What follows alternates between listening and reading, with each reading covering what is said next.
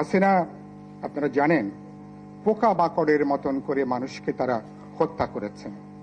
কখনো ভাবেননি যে সরকারের এই পর্যায়ে এসে তাদেরকে বিচারের মুখোমুখি হতে হবে। এবং আপনার নাজিম হিকমত বিখ্যাত কবি আপনারা জানেন একবার বলছিলেন, মানুষের মুন্ডুটা ফুলের বোটা নয়, ইচ্ছা করলে যখন তখন আপনি ফুলের মতন আপনি ছেড়ে নেবেন। দুর্ভাগ্যজনকভাবে হাসিনার এই স্বৈরাচারী সরকার তার অতীতের স্বৈরাচারীদেরকে পথ অনুসরণ করে মানুষকে পোকামাকড় মনে করে যেভাবে হত্যা করেছেন, মুক্তিযুদ্ধের পরে ইতিহাসের সবচেয়ে বড় নৃশংসতা যেটা এখানে সংগঠিত হয়েছে, বিএনপি তার একটা বড় শিকার।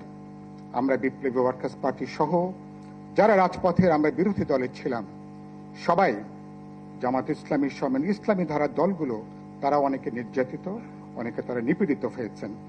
এগুলো এই জায়গাটা হচ্ছে সবচেয়ে গুরুত্বপূর্ণ।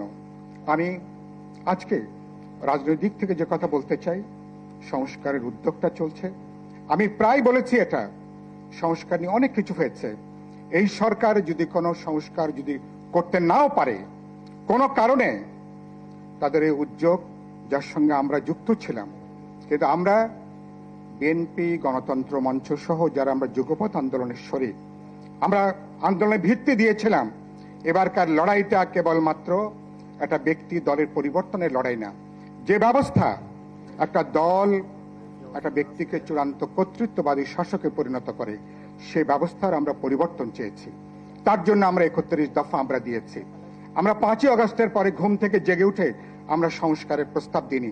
তারও 1.5 থেকে 2 বছর আগে থেকে আমরা এই আলোচনা করেছি, লড়াই সংগ্রাম করে। তার মানে আমরা পুরনো ফ্যাসিবাদী জমানায় আমরা কেউ ফিরতে চাই না। এটাই হচ্ছে দেশবাসীর কাছে আমাদের প্রতিজ্ঞা, আমাদের কমিটমেন্ট। ফলে কে কি করলেন না করলেন নিশ্চয়ই গুরুত্বপূর্ণ, আমরা দেখতে চাইব। কিন্তু একই সাথে বিএনপি গণতন্ত্র মঞ্চ সকল দল আমরা জনগণের ঐক্যবদ্ধ। আমরা 31 দফা সহ প্রতিটা বিষয়কে অক্ষরে অক্ষরে আগামী পার্লামেন্টে পরবর্তী গণতান্ত্রিক অভিযাত্রায় তাকে আমরা বাস্তবায়িত করব, তাকে আমরা কার্যকারী করব আমরা।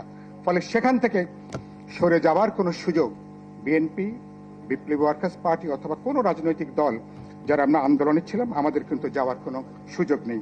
শেষ করব আমি যে কথা বলে, বাংলাদেশে এখন যে পরিস্থিতি,